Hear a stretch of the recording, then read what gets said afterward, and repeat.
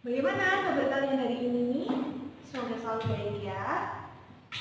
Sebelum memulai pelajaran, mari kita berdoa menurut agama dan keyakinan masing-masing. Berdoa disilakan. Berdoa selesai. Saya presentasi terlebih dahulu ya kehadirannya.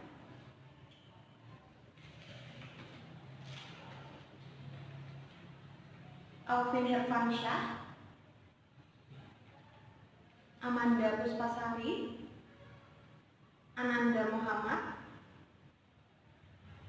Ananta Filia, Aprilia Elsada. Oke, hari ini masuk semua ya. Oke, bagus. Nah, hari ini kita akan mempelajari teks persuasi. Yang akan dibahas adalah struktur dan ciri kebahasaan teks persuasi. Nah, setelah kalian mempelajari materi ini, diharapkan kalian bisa menunjukkan struktur teks persuasi dan juga mengetahui ciri-ciri kebahasaan teks persuasi. Nah, saya akan mempersiapkan laptop saya terlebih dahulu ya. Nah, sembari saya mempersiapkan laptop, kalian silakan membuat kelompok yang terdiri dari 4 sampai 5 orang. Setelah kalian berkumpul dengan kelompok kalian, silakan kalian membuka buku paket bahasa Indonesia halaman 187. Di sana ada sebuah teks persuasi berjudul Internet dan Haki. Saya beri waktu 10 menit untuk membaca dan juga memahami isi teks persuasi tersebut. Silakan. Sekarang Ibu akan menjelaskan terlebih dahulu struktur teks persuasi. Struktur teks persuasi terdiri dari 4 bagian. Bagian yang pertama adalah pengenalan isu. Apa itu pengenalan isu? Pengenalan isu adalah pengantar atau penyampaian masalah yang akan disampaikan dalam teks persuasi. Nah, bisa dikatakan di sini bahwa pengenalan isu adalah pembuka dari teks persuasi. Lalu bagian yang kedua adalah rangkaian argumen. Rangkaian argumen adalah pendapat penulis. Ketika penulis menyusun teks persuasi, tidak serta-merta menulis. Nah, untuk menguatkan argumen penulis, penulis harus menyampaikan juga fakta-fakta agar pendapat penulis menjadi semakin kuat. Lalu, yang ketiga, pernyataan ajakan. Pernyataan ajakan di sini bisa dikatakan sebagai inti dari teks persuasi. Mengapa? Karena pernyataan ajakan berisi dorongan kepada pembaca agar melakukan suatu hal. Nah, pernyataan ajakan ini biasanya berisi kalimat-kalimat yang sifatnya mengajak atau mendorong pembaca.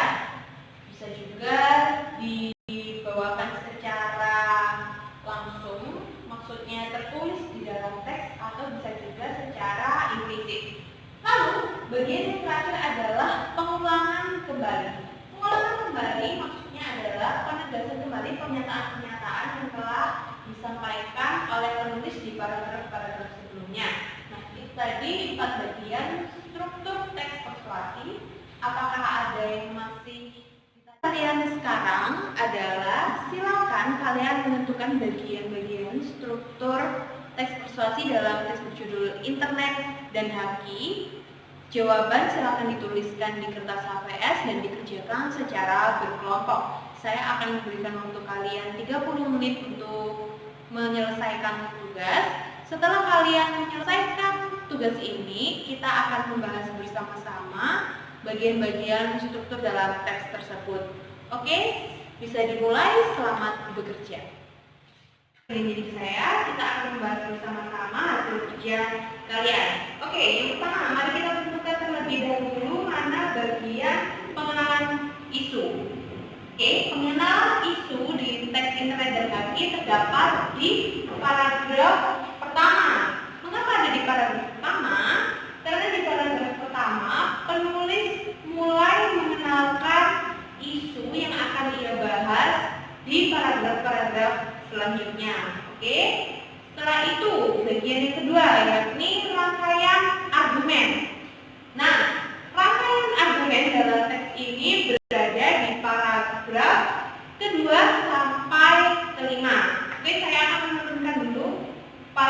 kelimanya ya.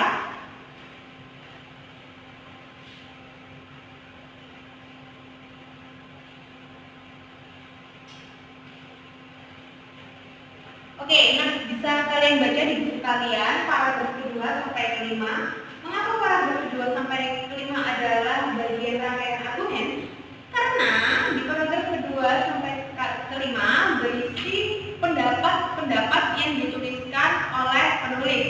Nah, jangan lupa dalam rangkaian argumen ada fakta-fakta yang harus disampaikan juga oleh penulis agar argumen penulis dalam teks persuasi bisa semakin kuat. Oke, selanjutnya bagian pernyataan ajakan. Di sini bagian pernyataan ajakan ditunjukkan oleh paragraf 6. Ya, betul sekali. Paragraf 6 mengapa dikatakan bagian pernyataan ajakan? Nah, karena di bagian paragraf 6 bisa dilihat di layar ya. Di sana ada kalimat seperti ini. Tapi bisa juga sebagai devil advocate dan juga di atasnya bersifat sebagai teman alias penyedia informasi yang tepat. Nah, di bawahnya lagi penulis menuliskan sekali lagi kita harus berhati-hati dan waspada. Itu merupakan ajakan kepada pembaca agar ketika menggunakan internet, pembaca itu harus waspada dengan situs-situs internet yang mereka kunjungi karena kenapa? Internet bisa bersifat memberi informasi yang baik, bisa juga menjadi devil advocate. Maksudnya adalah bisa menjerumuskan pembaca kalau misalnya mereka salah menggunakan internet, tidak menggunakan internet dengan baik. Oke. Selanjutnya adalah penegasan kembali. Penegasan kembali berada di paragraf terakhir karena di paragraf terakhir di paragraf ke-7 penulis menegaskan kembali selamat berakrab dengan internet. Nah, diulangi lagi ajakannya adalah jadikan hal yang satu ini sebagai penambah wawasan, bukan digunakan sebagai hal yang negatif. Oke, itu tadi keempat struktur teks persuasi yang sudah kalian kerjakan. Oke, apakah ada pertanyaan sampai sini? Selanjutnya kita akan membahas ciri kebahasaan teks persuasi. Jadi, teks persuasi memiliki beberapa ciri-ciri kebahasaan. Yang pertama, saya sudah berulang-ulang tadi ya mengatakan bahwa teks persuasi harus menyajikan fakta yang bisa menguatkan pendapat penulis. Oke, yang pertama menyajikan fakta. Lalu, yang kedua, menggunakan pernyataan bujukan. Apa tujuan menggunakan pernyataan bujukan dalam teks persuasi? Nah, teks persuasi kan bertujuan untuk mempengaruhi pembaca. Nah, penggunaan pernyataan bujukan ini digunakan sebagai cara agar pembaca mampu terdorong untuk melakukan suatu yang diinginkan oleh penulis. Lalu yang ketiga menggunakan peristilahan. Nah, kalau kalian baca tadi di teks persuasi berjudul Internet dan Haki, di sana ada istilah devil advocate. Nah, itu salah satu contoh bentuk peristilahan dalam teks persuasi. Lalu yang terakhir, yang keempat, menggunakan kata hubung argumentatif. Nah, yang terakhir, teks persuasi lebih banyak mengandung atau menggunakan sebutan kita karena sifatnya mengajak. Teks persuasi itu sifatnya mengajak pembaca. Nah, jadi penggunaan sebutan kita ini dapat menghubungkan antara penulis teks persuasi dengan pembaca teks persuasi. Nah, sekarang di sini saya punya beberapa lembar kartu. Nah, kartu ini berisi tema teks persuasi. Di antaranya ada persuasi kampanye, persuasi cinta budaya, persuasi jasa barang, persuasi pendidikan, dan beberapa tema lainnya. Nah, ini adalah tugas yang kedua. Tugas kalian silakan dilakukan secara berkelompok. Tugas kalian adalah membuat teks persuasi persuasi berdasarkan kartu yang akan kalian dapatkan. Nah, kartu ini akan dilotre ya. Jadi kalian semua kelompok di kelas ini akan mendapatkan satu tema yang berbeda. Oke. Nah, silakan teks persuasi yang kalian buat dituliskan di kertas HVS.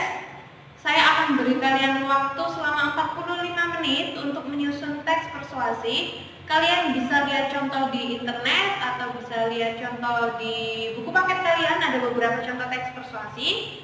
Nah, kalau sudah silakan dikumpulkan ke saya. Akan saya koreksi. Oke, silakan ketua kelas untuk membagikan lotrenya dulu terlebih dahulu.